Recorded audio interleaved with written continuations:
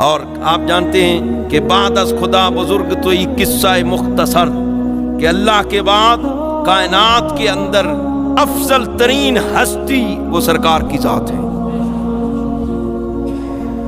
اللہ کے محبوب بھی ہیں، انبیاء کے سردار ہیں، دنیا اور آخرت میں حضور کو اللہ پاک نے شان عطا فرمائی ہے، دنیا میں بھی شان ہے، آخرت میں بھی شان ہے، اور وَلَلْآخِرَةُ خَيْرٌ لَكَ مِنَ الْأُولَىٰ، اللہ پاک لمحہ بلمحہ، لحظہ بلحظہ، ہر آنے والی گھڑی محبوب کے لیے پچھلی گھڑی کو بہتر بنا رہا ہے، دن بدن محبوب کو ترقیاں عطا فرما رہا ہے، دن بدن محبوب علیہ السلام کو درجات محبوب کے بلند فرما رہا ہے۔ تو محبوب کو اللہ نے کتنی شانوں سے نوازا ہے۔ لا يمكن الثناء كما كان حقه، آخر میں بزرگوں نے یہی کہا ہے کہ اللہ نے محبوب کو اتنی شانیں عطا فرمائی ہیں، اتنے مقام عطا فرمائے اعلیٰ اور عرفہ، اتنے درجات محبوب کے بلند کیے ہیں کہ سرکار کی شانوں کو کما حقہ بیان کرنا یہ ممکن ہی نہیں ہے۔ بس اتنا کہہ سکتے ہو کہ بعد از خدا بزرگ تو ہی قصہ مختصر، کہ اللہ کے بعد مخلوق میں بزرگ ترین ہستی اگر ہیں تو وہ حضور کی ذات ہیں، قصہ مختصر یہی ہے۔ ایک شان ہے شان الوہیت، الہ ہونا، یہ کسی کو نہیں دی جا سکتی، نہ ہی اللہ اس کو دیتا ہے، اور یہ محال ہے کسی کو دینا۔ اس کے علاوہ جتنی شانیں مخلوق کو دی جا سکتی تھی اللہ پاک نے اپنے محبوب کو عطا فرمائی ہے۔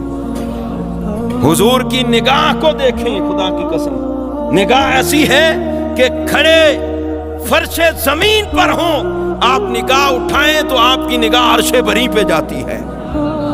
قرآن کا مطالعہ کرے، اللہ فرماتا وَتَرَى الْمَلَائِكَةَ حَافِينَ مِنْ حَوْلِ الْعَرْشِ، اے محبوب آپ دیکھتے ہیں ان فرشتوں کو۔ اب یہ ترا، اگر ہمارے طالب علم سمجھیں گے یہ بات، ترا یہ مضارع کا صیغہ ہے، اس کے اندر دوام اور استمرار ہوتا ہے، یعنی ہمیشگی کا معنی پایا جاتا ہے۔ فرمایا محبوب آپ دیکھتے ہیں اور دیکھتے رہیں گے۔ وَتَرَى الْمَلَائِكَةَ، محبوب آپ دیکھتے ہیں اور دیکھتے رہیں گے ان فرشتوں کو جو عرش کے گرد چکر لگا رہے ہیں۔ حضور کھڑے فرش زمین پر ہیں، آپ ان کی نگاہ عرش بری پہ جاتی ہے۔ اسی طرح بخاری شریف کے اندر موجود ہے یہ روایت، یہ حوض کوثر ہے نا، یہ اللہ پاک نے اس کا مالک بھی سرکار کو بنایا ہے۔ فرمایا حوض ہی یہ میرا حوض ہے، فرمایا یہ ہمارا حوض، سرکار نے یہ بیان فرمایا، بخاری کے اندر یہ روایت ہے، فرمایا یہ میرا حوض ہر وقت میری نظروں کے سامنے رہتا ہے۔ اور بخاری کی یہ بھی روایت ہے کہ سرکار نے ایک مرتبہ نماز پڑھائی، نماز پڑھاتے پڑھاتے سرکار نا اس طرح ایک قدم آگے آپ نے بڑھایا، ہاتھ مبارک کو بھی ایسے آگے کیا، تو پھر پیچھے کر لیا، پاؤں بھی پیچھے کر لیا۔ نماز کے بعد صحابہ نے عرض کیا یا رسول اللہ صلی اللہ علیہ وسلم، یہ نماز میں کیا ہوا تھا؟ ہم نے دیکھا کہ آپ نے پاؤں بھی آگے کیا، ہاتھ کو بھی ایسے بڑھایا، یہ کیا ماجرا تھا؟ اب ذرا توجہ رکھنا، سرکار زمین پہ کھڑے ہیں اور جنت یہ ساتوں آسمانوں سے بھی اوپر ہے۔ سرکار کیا فرماتے ہیں؟ فرمایا ہم نماز میں تھے، اللہ نے جنت کو ہمارے سامنے پیش کر دیا۔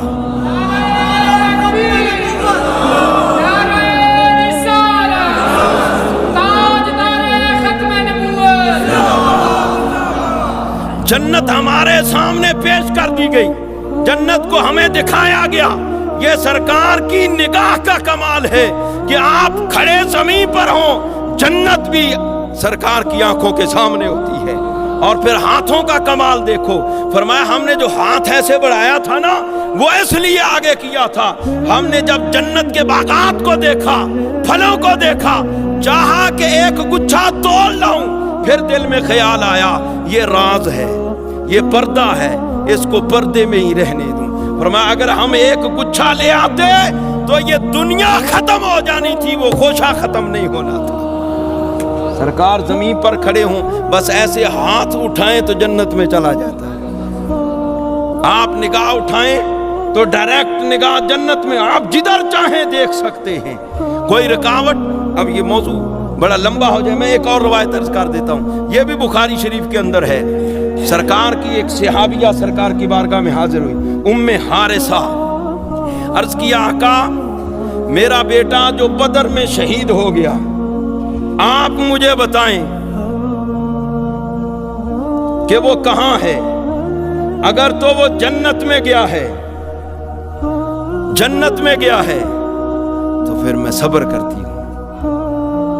یہ سرکار سے ان کی شہادت کے بعد پوچھ رہی ہیں، وہ بدر میں شہید ہو چکا ہے، آقا مجھے بتائیں کہ میرا بیٹا کہاں ہے؟ وہ جنت میں ہے تو صبر کرتی ہوں، خوشی کا مقام ہے کہ بیٹا جنت میں گیا۔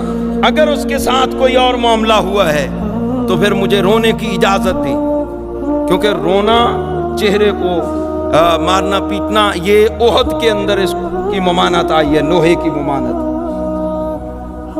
احد کی جب جنگ ہوئی اس کے بعد سرکار نے رونے پیٹنے سے منع فرما دیا، اب یہاں تک اجازت تھی رونے کی۔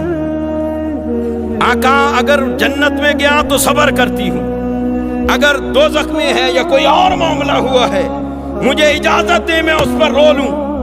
تو سرکار نے دوسرے لمحے ہی فرما دیا، یہ نہیں فرمایا کہ جبریل آئیں گے میں ان سے پوچھوں گا کہ تیرا بیٹا کہاں ہے، نہ، یہ بات بھی نہیں۔ میں صرف یہ کمال کی بات کر رہا ہوں، سرکار کی نگاہ کی بات کر رہا ہوں۔ تو آپ نے یہ بھی نہیں کہا کہ میں پوچھ کر بتاتا ہوں یا تھوڑی دیر ٹھہرو میں بتاتا ہوں کہ کہاں ہے۔ آپ نے یہ بھی نہیں فرمایا کہ جنت تو پوشیدہ ہے، غیب میں ہے، تو غیب کا علم تو اللہ کو ہے، وہ اللہ ہی جانتا ہے، مجھ سے کیا پوچھ رہی ہو؟ سرکار نے یہ نہیں فرمایا۔ تو آپ کا یہ نہ فرمانا ہی اس بات پر دلیل ہے کہ اللہ پاک نے آپ کو غیب کے علوم سے مطلع فرمایا تھا۔ اللہ نے مطلع، ہمارا یہ عقیدہ ہے کہ اللہ نے مطلع فرمایا، کیونکہ اللہ پاک قرآن میں فرماتا ہے ما کان اللہ لیطلعکم علی الغیب ولکن اللہ یجتبی من رسلہ من یشاء۔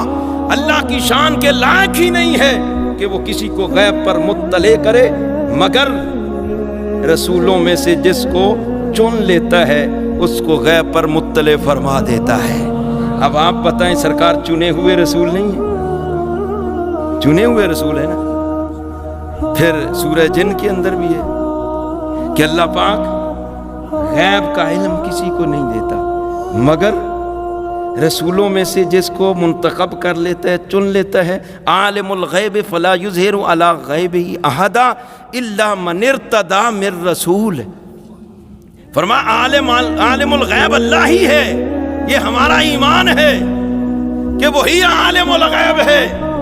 فرمایا عالم الغیب اللہ ہے، کسی کو غیب کا علم عطا نہیں کرتا، مگر اللہ خود فرما رہا ہے مگر من ارتضی من رسول، رسولوں میں سے جس کو اپنا محبوب بناتا ہے نا، جس کو چن لیتا ہے، جس کو مرتضی کر لیتا ہے، اللہ پاک اس کو غیب کا علم عطا فرما دیتا ہے۔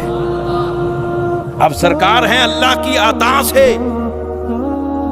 عالم الغیب، غیب کو جاننے والے۔ حضرت ام حارثہ کہتی ہیں آقا مجھے بتائیں میرا بیٹا کہاں ہے؟ آپ نے یہ نہیں فرمایا جبریل آئیں گے میں پوچھ کر بتاؤں گا، یا فرمایا کچھ دیر ٹھہرو، یا یہ نہیں فرمایا کہ غیب کا علم تو اللہ کے پاس ہے، نہیں، آپ نے یہ نہیں فرمایا۔ آپ نے دوسرے لمحے ہی فرما دیا، فرمایا ام حارثہ تو پوچھ رہی تیرا بیٹا کہاں ہے؟ تیرا بیٹا جنت میں ہے، صرف جنت میں نہیں، اللہ پاک نے اس کو جنت الفردوس میں پہنچا دیا ہے۔ آپ بیٹھے کہاں؟ فرش زمین پر، آپ کی نگاہ جنت میں جا رہی ہے۔